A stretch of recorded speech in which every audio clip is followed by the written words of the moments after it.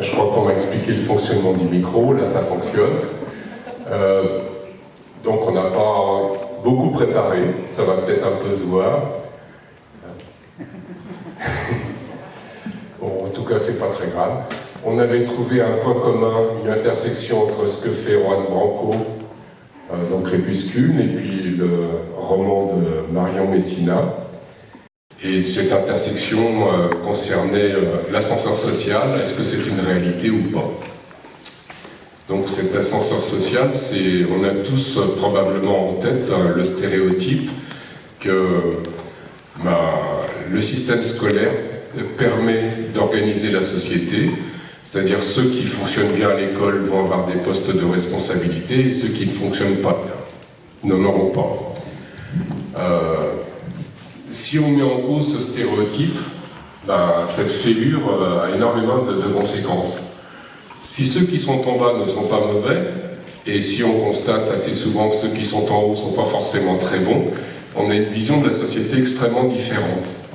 Donc, Marion, le prenant du point de vue du roman, Rohan, le prenant du point de vue de la sociologie, nous présente une société qui éventuellement peut être amenée à être changée. Voilà. Je vais présenter Marion. Marion donc, a écrit un premier roman, Faux départ, qui se lit très facilement. C'est pas du tout une étude de sociologie, il y a des histoires d'amour. C'est un roman de découverte pour une jeune fille qui vient d'un milieu modeste, mais il n'y a pas de misérabilisme, il y a beaucoup d'intelligence et de sensibilité. Et l'histoire d'amour, ça fait partie de la vie. Et ça se vit aussi dans tous les milieux. Le roman est passionnant. Je vais peut-être laisser Marion nous en dire quelques mots. 1, 2, 3, 4. Merci. Oui, voilà. Il est rouge, forcément, ça me correspond plus. Donc, Faux départ est un roman que j'ai eu envie d'écrire assez rapidement. Dans les grandes lignes, il est autobiographique, il ne l'est pas dans les détails, pour des raisons de pudeur personnelle et puis pour des raisons d'intérêt. Je n'aurais eu aucun intérêt à parler dans les détails de ma vie. Il est arrivé un moment où il a fallu que je me déconditionne du mythe de l'égalité des chances. Et je parle bien de déconditionnement comme s'il s'agissait de dépolluer mon esprit. J'ai fini par me rendre compte que le mythe de la méritocratie était un moyen politique mis en place pour soumettre les masses. Dit comme ça peut sembler très marxiste, mais j'ai compris dans ma chair que je connaissais des gens d'une intelligence remarquable qui lavaient des carreaux, et que je connaissais des crétins absolus dans des postes à responsabilité. Je crois qu'aujourd'hui c'est plus visible que jamais. On voit des secrétaires d'État, même des ministres, être affligeants de bêtises. Et on connaît tous autour de nous des gens absolument lettrés, très curieux, très intelligents, très généreux, très ouverts d'esprit, avoir du mal à gagner leur vie. Donc le mythe qui nous est hérité des années 60, où le contexte économique global était plutôt favorable, n'a plus de sens aujourd'hui. Et en réalité, j'aurais beaucoup de mal à trouver quelqu'un dans mon entourage qui a le poste qu'il mérite. Et j'ai voulu vraiment écrire un roman sur l'imposture du mythe de l'égalité des chances, parce que je pense que tout le monde a envie d'y croire, et donc non seulement l'élite qui veut nous conditionner, mais aussi les gens en bas de l'échelle. Les gens, s'ils mettent au monde des enfants et qu'ils les inscrivent à l'école à 3 ans et qu'ils leur imposent 16 ans de scolarité obligatoire en pensant que ça ne servira à rien, c'est impossible. Donc tout le monde est un peu obligé de croire à un mythe que je pense qu'il faut effectivement bouleverser, parce que quand on bouleverse ce mythe, on en ressort politiquement absolument transformé. Et j'ai parfaitement conscience, pour avoir été tentée de passer les concours de l'enseignement, que c'est très difficile de se déconditionner de tout ça, parce que les enseignants sont les premiers à vouloir croire en ce qu'ils font. Et je pense que les enseignants sont absolument de bonne foi. Ils veulent eux aussi penser que leurs élèves, à qui ils apprennent les rudiments de la lecture, de l'écriture, et à qui ils vont transmettre des éléments de culture générale, sont persuadés qu'ils sont nécessaires à la société, et ils sont nécessaires à la société, mais en fait ils sont nécessaires pour perpétuer un ordre. Et donc c'est très difficile de se déconditionner du mythe de l'égalité des chances, et on se rend compte que plus les gens commencent à ouvrir les yeux sur les impasses dans lesquelles ils se trouvent, plus le pouvoir en place resserre la soupe, avec encore plus d'idéologie. Donc on a eu le droit à le costard, il faut se lever le matin pour le payer. Bon, et il y a une petite astérisque au bout de la phrase avec une note de bas de page pour dire que lorsqu'on se lève à 4h du matin pour aligner des concerts dans une zone commerciale à 7,50 € net de l'heure, le costard, on n'aura jamais de quoi le payer quand on a déjà un loyer à sortir qui prend la moitié du salaire. Et en réalité, quand on commence à creuser un peu, on voit bien que l'inégalité des chances commence dès la maternelle. Quand vous inscrivez votre enfant dans une école de ZEP, il ne part pas avec les mêmes chances que lorsqu'il est inscrit à l'école alsacienne, donc une des plus grandes écoles sous contrat du 5e arrondissement. Bon, il se trouve que je suis ce soir avec un ancien élève de l'école alsacienne. Il y a beaucoup en fait de masques qui permettent de cacher la réalité. Donc par exemple pour l'enseignement supérieur, il y a un système de bourse. On dit aux élèves que la bourse de l'enseignement supérieur leur permet d'avoir accès aux mêmes études que les autres. L'échelon le plus élevé de la bourse du Crous est de 400 € par mois. Si vous avez envie de faire vos études à Paris, où la moindre chambre de bonne coûte maintenant près de 600 €, même dans un arrondissement reculé, il y a des placards à balai à peut-être 300 € par mois. Il reste 100 € pour manger, payer le pass Navigo qui est à 70 €. Il y a peut-être une réduction étudiante sur le pass Navigo. Il n'empêche qu'avec 400 € par mois, vous ne financez pas vos études. Vous êtes obligé de travailler à côté de vos études.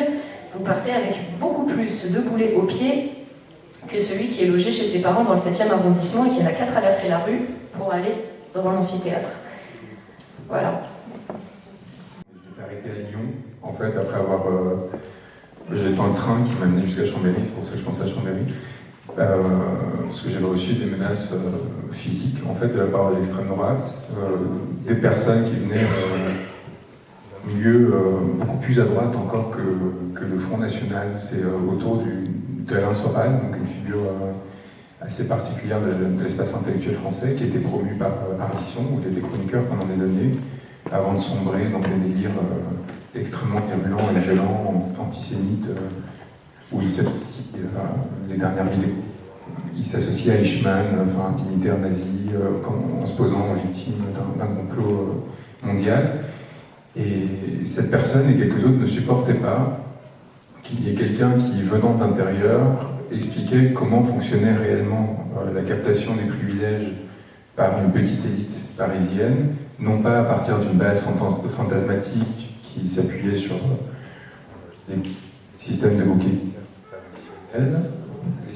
émissaires traditionnels, mais à partir tout simplement d'une expérience de terrain, entre guillemets, dans ces espaces que vous décriviez à l'instant. Et donc évidemment, la virulence et la violence qu'ils essayaient de déployer visaient à écraser cette parole et à tenter de l'effacer en faisant du coup quoi les complices et les idiots utiles de la Macronie, qui est ravi de voir comment ces pseudos ennemis du système en fait font pour mettre à bas ceux qui pourraient avoir des outils d'émancipation aux populations.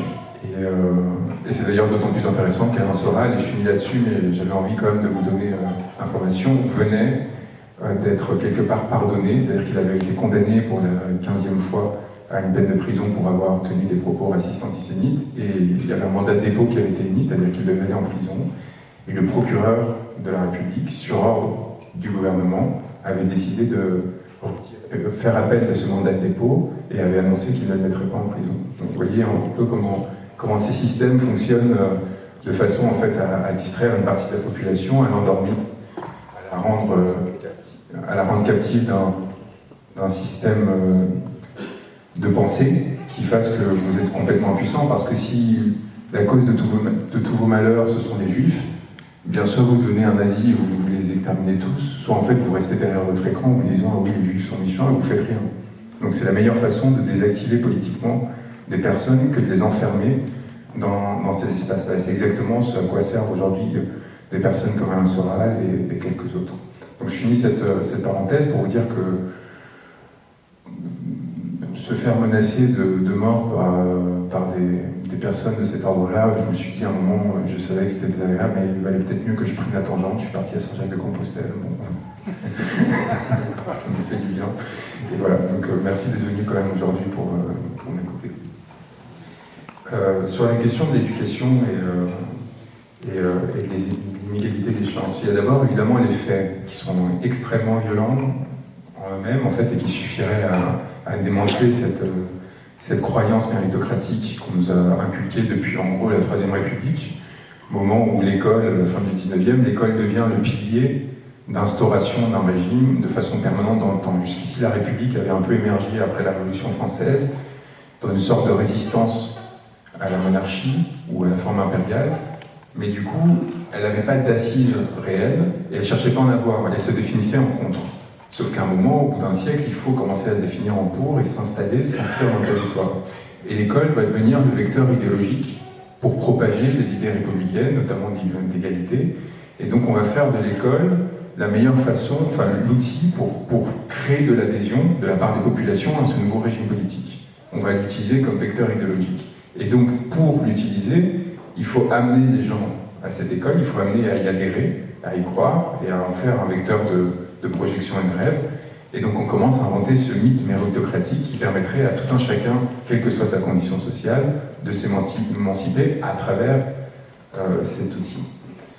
Ça marche relativement bien pendant une période. Et on a en effet des nouvelles élites politiques, intellectuelles, scientifiques dans ce pays qui viennent, si ce n'est directement, du moins en sautant une génération, de milieux agricoles, ouvriers, et réussissent à s'émanciper. Et on se retrouve avec, en 1950, dans les principales grandes écoles de ce pays, 30% d'élèves qui sont directement d'origine populaire. Donc enfants d'ouvriers, d'agriculteurs, et ainsi de suite. C'est beaucoup. C'est beaucoup, d'autant plus qu'à l'époque, vous imaginez bien, les moyens mis en place pour former la population n'étaient pas les mêmes. Et donc on a du coup ce qu'on appelle l'ascenseur social, une mobilité qui permet aux gens de croire à ce mythe. En 2019, j'ai fait le calcul, il n'y a plus que 6% de fils et de filles de classe populaire qui ont accès à ces grandes écoles. Or, le système universitaire et scolaire français, l'université du supérieur, s'appuie sur une hiérarchisation très forte. C'est-à-dire que si vous êtes un fils d'ouvrier ou d'employé ou d'agriculteur et que vous avez accès à l'université, ça ne va pas changer grand-chose à votre destin en fait. C'est-à-dire que l'université ne va pas vous permettre de prendre l'ascenseur social. L'université, parce qu'elle est paupérisée, et elle est paupérisée justement parce qu'on est dans un système qui s'est mis en place pour reproduire socialement les positions de chacun, l'université ne sert plus d'ascenseur social. Pour entrer dans l'ascenseur social, pour avoir une amélioration rapide de votre condition, il faut avoir accès à ce sésame ultime auquel normalement dans lequel on entre à travers un concours, après des années de classe préparatoire, que sont les grandes écoles. Et parmi ces grandes écoles les plus importantes, il y en a 4. La plus prestigieuse en sciences appliquées polytechniques, la plus prestigieuse en recherche, que ce soit en sciences humaines ou en sciences dures, l'école normale supérieure, normale sup de la rue d'Ulm, il y en a 4, les 3 autres sont aussi prestigieuses. Ulm est un peu le plus imposant, HEC pour des études commerciales, et l'ENA, entrer dans l'administration, le plus souvent après une première grande école, que ce soit HEC, Sciences Po, Polytechnique ou Normale Sup. Et en fait, avec ces 4 grandes écoles, vous constituez le terreau sur lequel se reproduisent les élites françaises. Et en fait, c'est un filtre qui s'est créé, qui fait que vous pouvez avoir, par exemple, dans les PDG du CAC 40, je pense que la proportion de patrons qui ont fait l'une de ces 4 grandes écoles est de 80%. Les promotions au sein de ces grandes écoles sont extrêmement réduites. Les plus larges, c'est Polytechnique, c'est 400 élèves. Normale Sup, pour les sciences, il y en a 100, et 100 pour les sciences humaines. C'est-à-dire que vous avez un terreau qui est extrêmement faible. Pour Normale Sup, il y a 15 000 élèves chaque année à peu près qui passent le concours. Et vous arrivez à 100 à la fin, donc c'est un taux de sélection extrêmement brutal. Vous trouvez à Normale Sup, pour prendre un exemple que je connais, avec 80 à 90% des élèves qui viennent de seulement 2 lycées. 2 lycées de la montagne Sainte-Geneviève, du 5e arrondissement parisien, Henri IV et Louis-le-Grand, d'où viennent 80% des élèves qui vont rentrer dans cette école après 2 années de prépa, où ils vont avoir droit à Normal Sup pendant 4 ans, à une bourse de 1 400 € par mois, un logement quasi gratuit de 200 € par mois, de très bonne qualité dans le quartier le plus cher de Paris. Et évidemment, toute une série d'avantages qui vont leur permettre de se légitimer par la suite, c'est-à-dire une bourse quasi automatiquement s'ils vont passer le doctorat, s'ils passent l'agrégation, l'accès à de meilleures chambres encore pour être d'autant plus facilement installés pour préparer leurs études, au mépris de tout critère d'égalité des chances, c'est-à-dire que si vous venez de l'université, alors que vous avez déjà moins de moyens pour vous préparer, vous allez en plus physiquement être moins bien installés que des normaliens qui ont déjà eu un nombre d'avantages énormes. Des échanges avec l'étranger. Et je ne sais pas si vous n'êtes pas trop angoissé par... C'est son bébé en fait. Vous voulez qu'il... Ça va.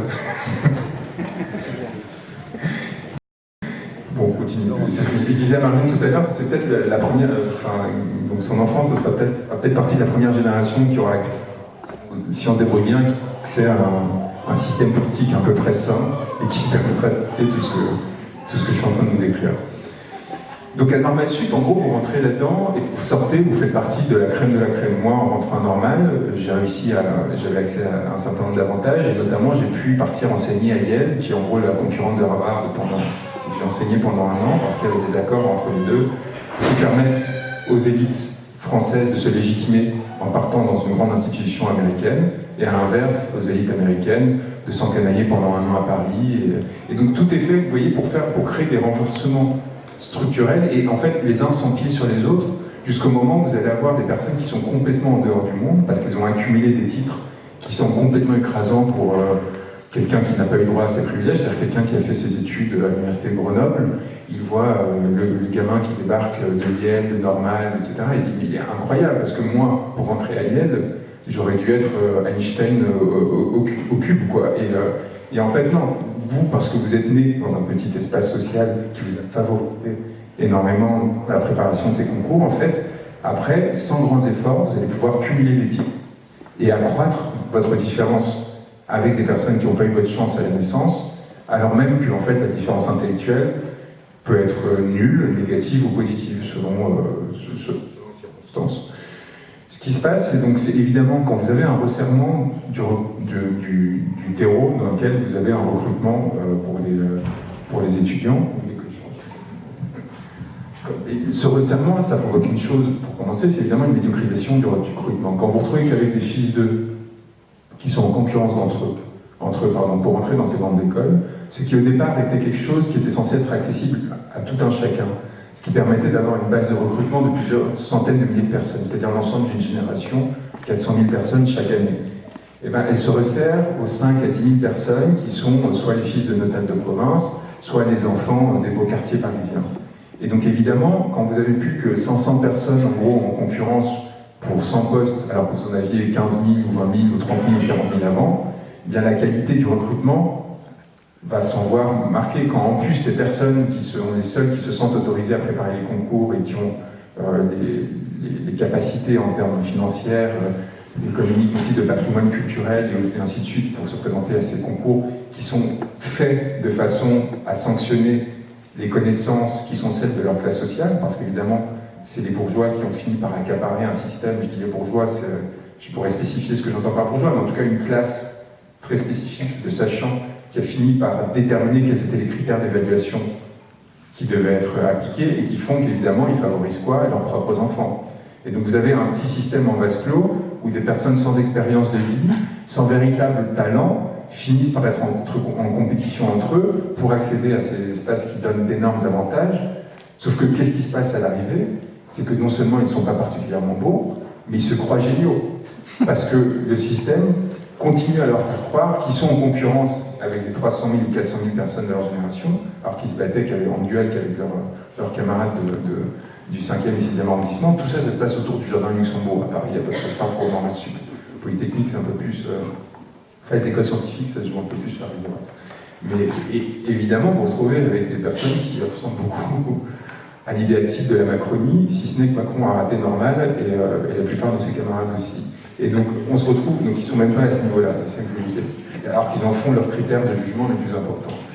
83% de fils de CSP+ à Normale Sup, qui est en gros la grande école de la République, celle qui est censée vraiment sélectionner tous les prix Nobel français viennent de Normale Sup. Il ne faut pas s'étonner qu'il y en ait beaucoup moins aujourd'hui qu'il y a 50 ans, mais enfin, vous voyez, toutes les médailles Fields qui sanctionnent les meilleurs mathématiciens de moins de 40 ans viennent de Normale Sup. La plupart des grands intellectuels d'une certaine époque, parce qu'on n'en a plus beaucoup aujourd'hui, viennent de Normale Sup. Et en fait, ça vous permet d'expliquer plein de choses, y compris dans les vrilles de l'espace public français. C'est-à-dire, un BHL, comment est-ce que BHL émerge? Alors, il y a deux vecteurs. Il y a le vecteur oligarchique, je le présente dans Crépuscule. Enfin, c'est un des vecteurs oligarchiques que je présente pour moi dans Crépuscule. C'est grâce à François-Henri Pinault, qui rachète la boîte du père de Bernard-Henri Lévy, qui avait fait sa fortune dans les colonies en vendant du bois exotique.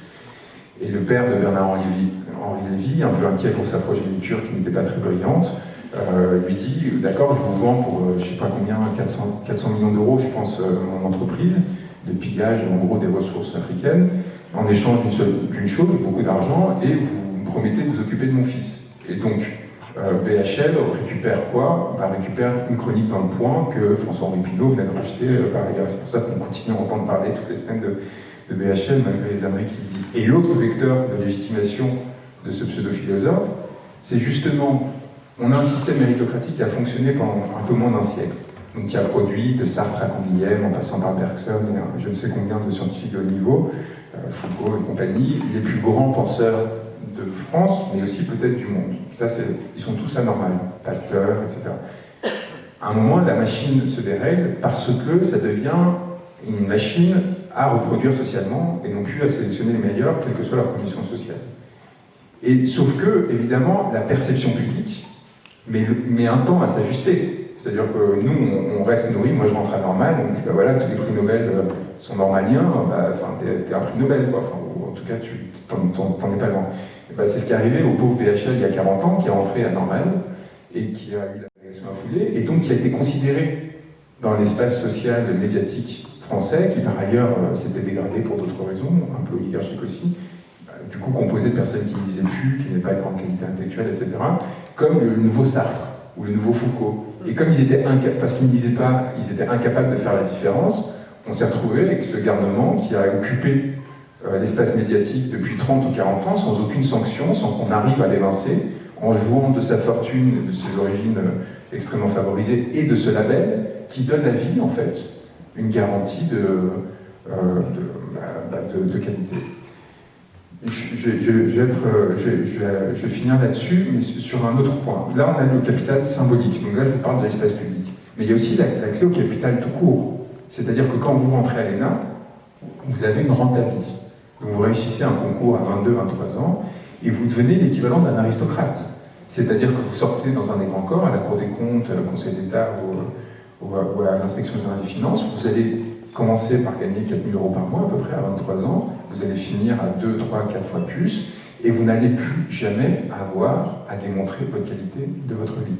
Quoi que vous fassiez, vous allez rester dans le système. Je reprends toujours cet exemple dans ma conférence d'Anne Aubergeon, qui, parce qu'elle a été normalienne et corpsarde, c'est-à-dire qu'elle est sortie après dans un système assez prestigieux au corps des mines, dans un corps assez prestigieux, le plus prestigieux en sciences, elle a pu couler des entreprises pendant 20 ans, y compris Areva, ça nous a coûté très cher parce qu'on a tous payé l'augmentation de la facture d'électricité, parce qu'Areva est sauvé par EDF avant d'être liquidé, et ainsi de suite.